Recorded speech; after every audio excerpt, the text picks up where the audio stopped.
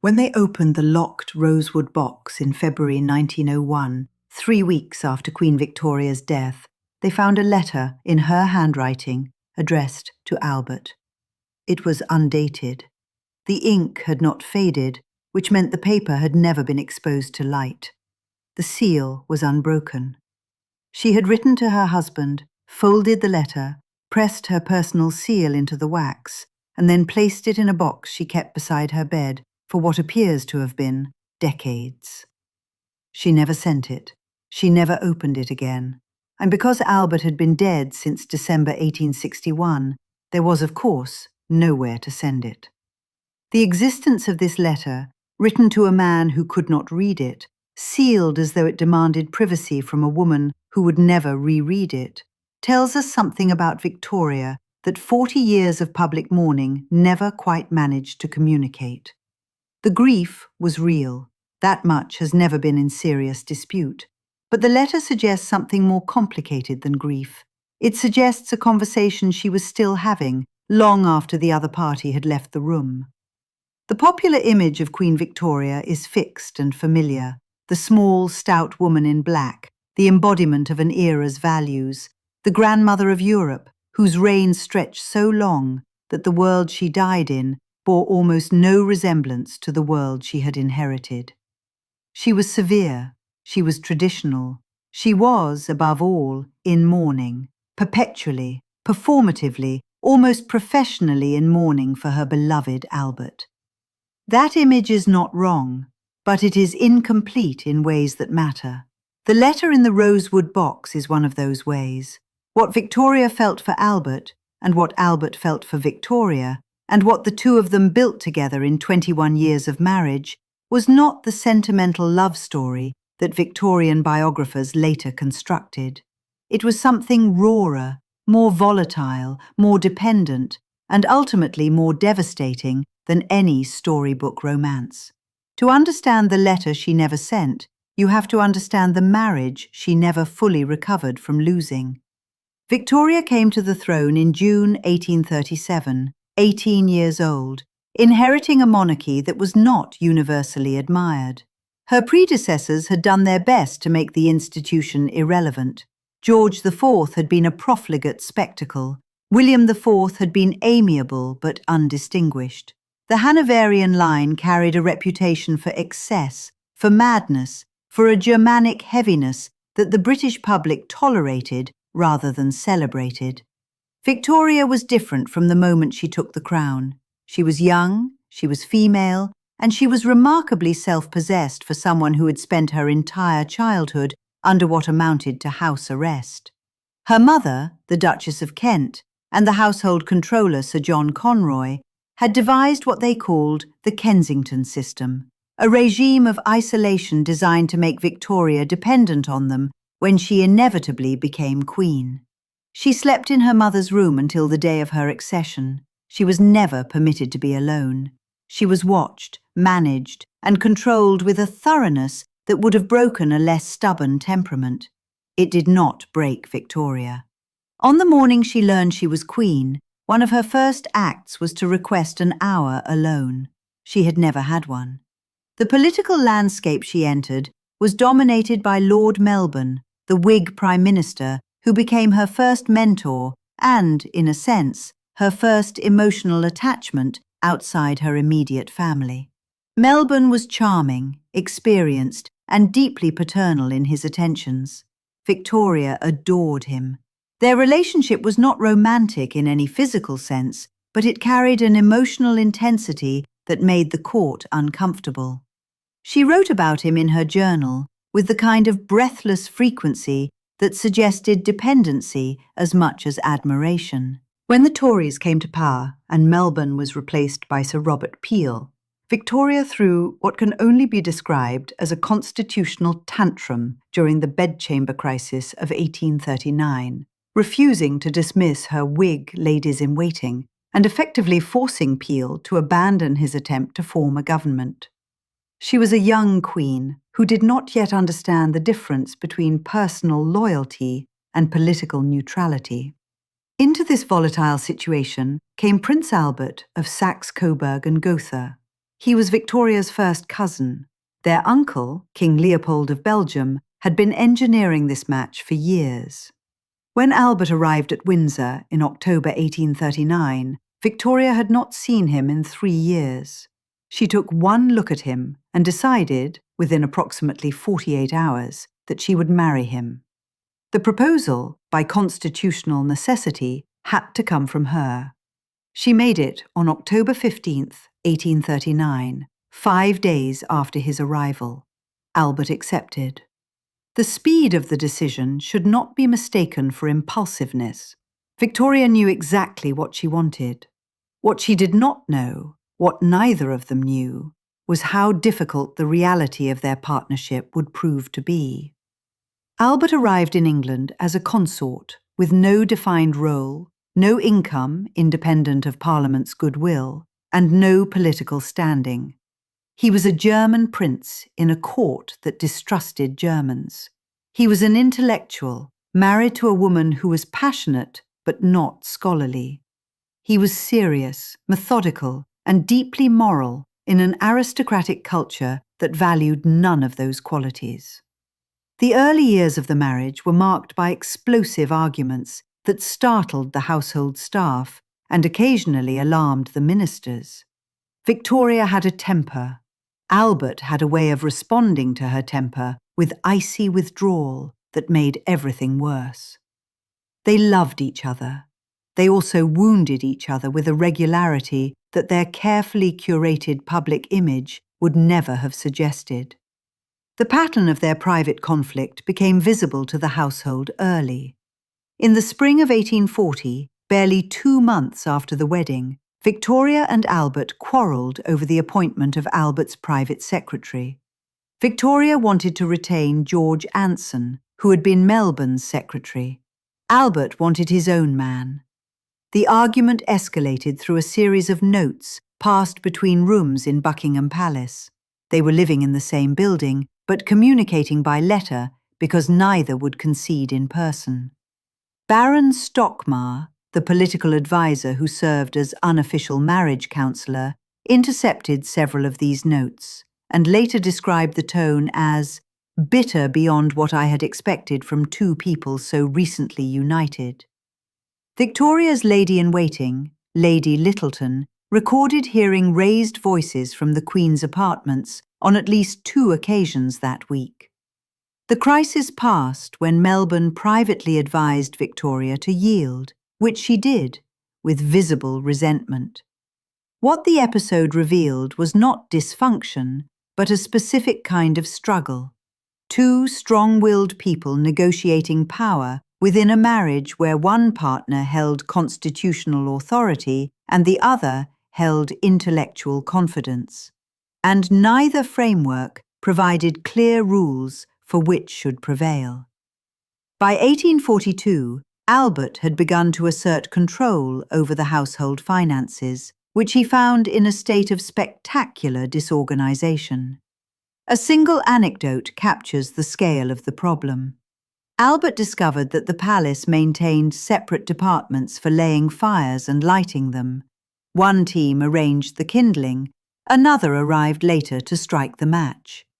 He ordered a review of all domestic expenditure.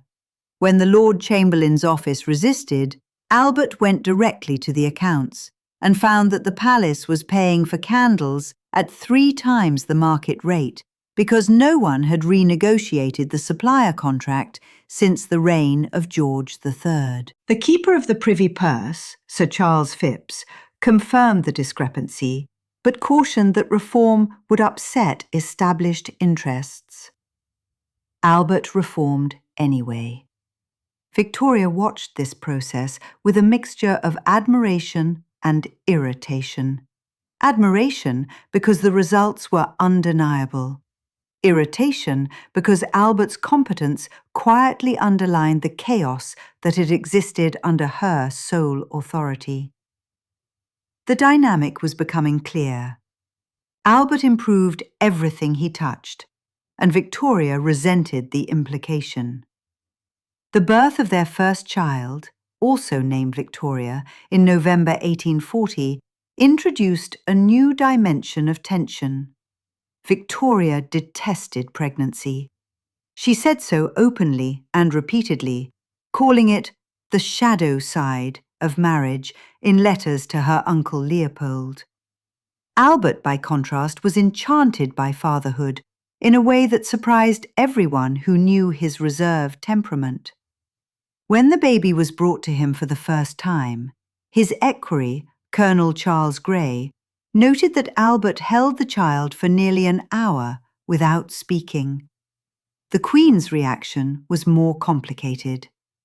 She loved her children abstractly, but found the physical demands of motherhood suffocating. Her physician, Dr. James Clark, recorded that Victoria experienced what he called lowness of spirits after the birth, a description consistent with what modern medicine would recognize as postpartum depression. Albert responded by assuming more parental responsibility, which simultaneously relieved Victoria and deepened her sense of inadequacy. She wrote in her journal that Albert was too perfect with the children, a phrase that reads less like a compliment than a complaint. The couple's correspondence during brief separations reveals the emotional architecture of the marriage with unusual clarity. When Albert travelled to Coburg in 1845 for family business, Victoria wrote him a letter every day, sometimes twice. The letters oscillate between declarations of love and anxious demands for reassurance.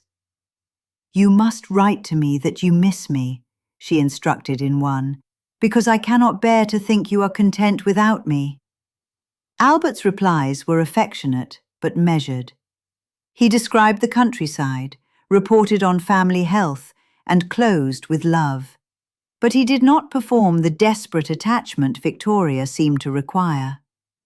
Lady Augusta Bruce, who served in the household and had access to the Queen's private correspondence after Albert's death, later told the biographer Theodore Martin that the letters showed a woman who loved too much and feared she was loved too little.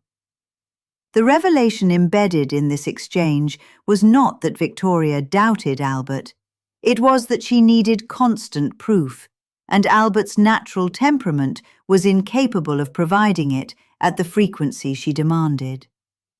The Great Exhibition of 1851 represented the apex of Albert's public achievement and, paradoxically, one of the most difficult periods in the marriage.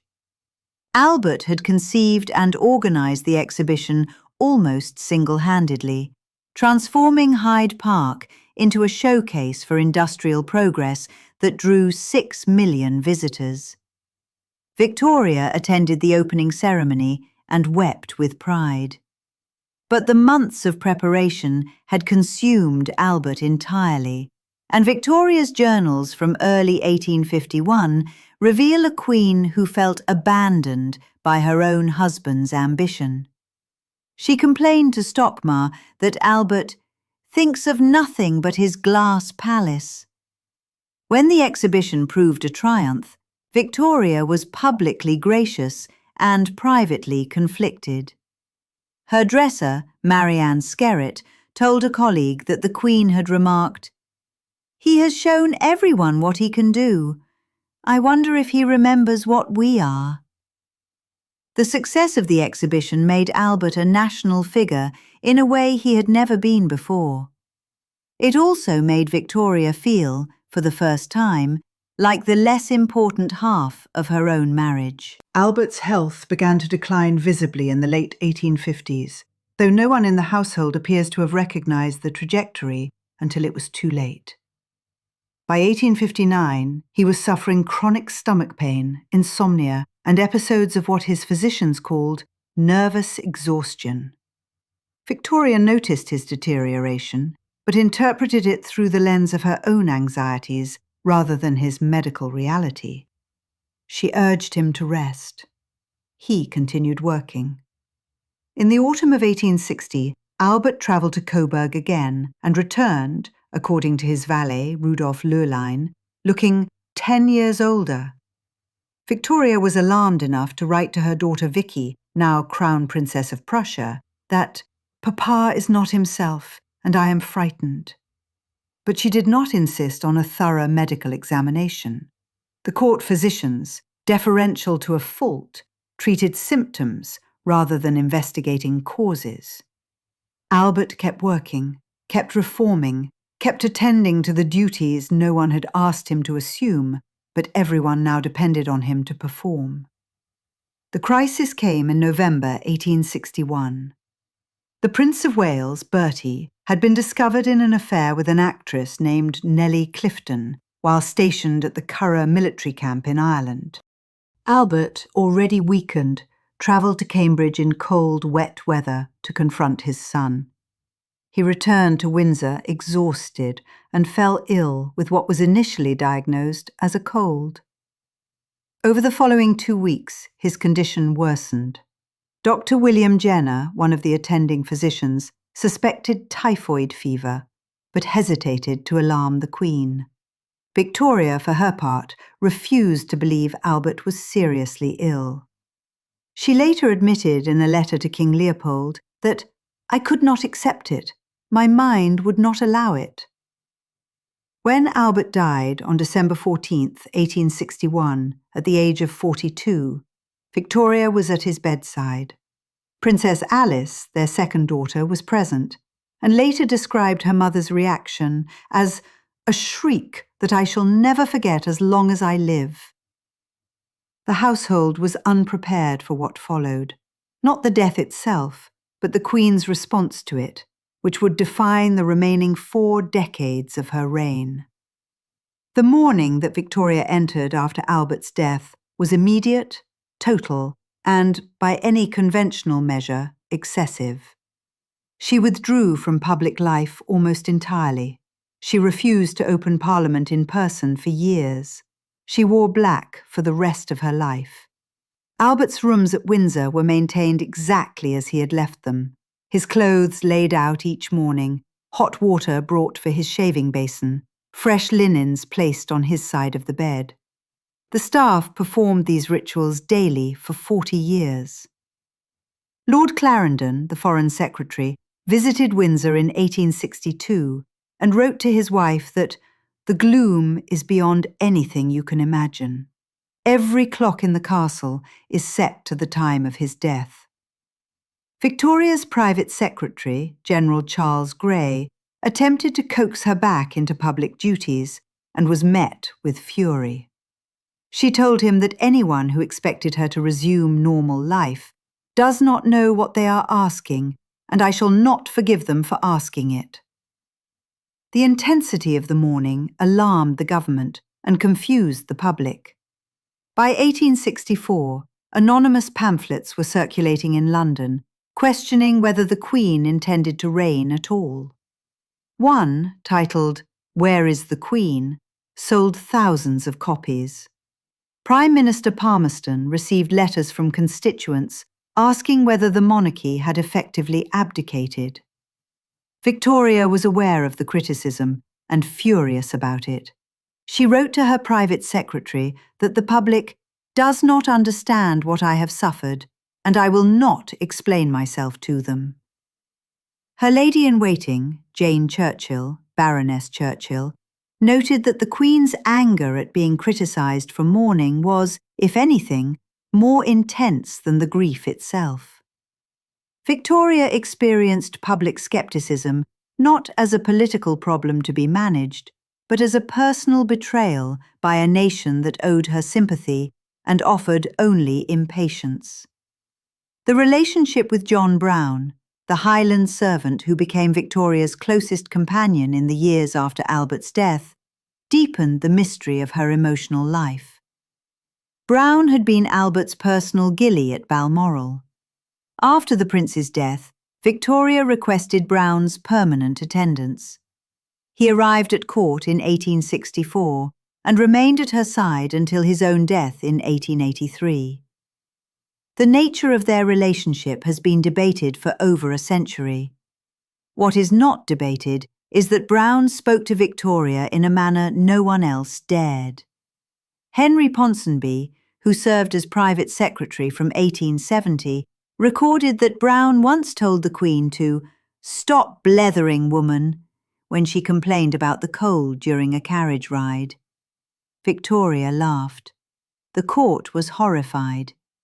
Ponsonby later wrote to his wife that Brown treats her as no one has treated her since the Prince, and she seems to find comfort in it. The revelation was not scandalous, but structural. Victoria craved someone who would be direct with her, and the entire apparatus of monarchy prevented anyone, except an outsider, from filling that role. Victoria's treatment of her eldest son throughout the decades of mourning reveals the most troubling dimension of her grief. She blamed Bertie for Albert's death, not rationally, but with a consistency that shaped their relationship for life. She believed Albert's trip to Cambridge to confront Bertie about the Clifton affair had fatally weakened him. The medical reality was almost certainly typhoid, which had nothing to do with Bertie's behaviour, but Victoria refused to release the connection. In 1871, when Bertie contracted typhoid himself, Victoria rushed to his bedside in genuine terror. When he recovered, she allowed a public Thanksgiving service at St. Paul's Cathedral. The crowd's enthusiasm shocked her. She had spent a decade in seclusion, convinced the nation shared her grief, and discovered instead that they were desperately glad to see any member of the royal family in public. Dean Stanley of Westminster, who attended the service, observed that Victoria seemed startled by the warmth, as though she had forgotten what affection looked like from the outside. The Diamond Jubilee of 1897 offers perhaps the most striking evidence of how Victoria's self-perception diverged from the reality others observed. She was 78, nearly blind, and barely able to walk. The celebrations were the largest the Empire had ever staged. As Victoria's carriage processed through London, she wept openly. Her journal entry for that day reads simply, "A never-to-be-forgotten day. No one ever, I believe, has met with such an ovation as was given to me." The crowds were enormous and genuine. But what Victoria could not see from her carriage was the careful staging that had gone into the event. The colonial secretary, Joseph Chamberlain, had orchestrated the route and the military contingents to project imperial power at a moment when that power was already fraying. Wilfrid Scawen Blunt, the diplomat and diarist, watched the procession from a window on the Strand and wrote that evening, "She looked very small and very old, and the empire she was celebrating looked very large and very fragile." In the final years of her reign, Victoria's relationship with her youngest surviving daughter, Princess Beatrice, crystallized the pattern of emotional dependency that had defined her entire adult life. Beatrice had been kept at home specifically to serve as companion and secretary to the Queen.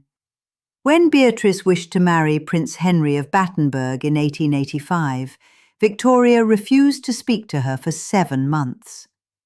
The proposal was eventually accepted only on the condition that the couple would live permanently with the Queen. Henry agreed, effectively surrendering his independence. When he died of fever during the Ashanti expedition in 1896, Victoria mourned him with genuine feeling. But her primary concern, as expressed to her lady-in-waiting Harriet Phipps, was that Beatrice must not become like me, she must not be destroyed by it. The self-awareness in that statement is remarkable. Victoria recognized her own mourning as destructive. She simply could not stop it. The letter in the rosewood box was discovered in the context of Victoria's death preparations, which she had planned with the same meticulous attention she had given to Albert's memorial. She left detailed written instructions about what should be placed in her coffin. Among the items, Albert's dressing gown, a plaster cast of his hand, photographs of her children and grandchildren, and, startlingly, a photograph of John Brown with a lock of his hair, placed in her left hand and hidden from view by a careful arrangement of flowers. Her physician, Sir James Reed, carried out these instructions personally and kept them secret for years. The rosewood box and its letter were found separately in Victoria's bedroom. Reed recorded the discovery but did not describe the letter's contents. Whether it was read and resealed or never opened at all remains unclear. What is known is that it was not placed in the coffin. It remained behind. The evidence, taken as a whole, paints a portrait considerably more complex than the popular mythology allows. Victoria was not simply a grieving widow. She was a woman of enormous emotional needs who found, in Albert, the one person capable of meeting those needs, and who then spent 40 years confronting the impossibility of replacing what she had lost.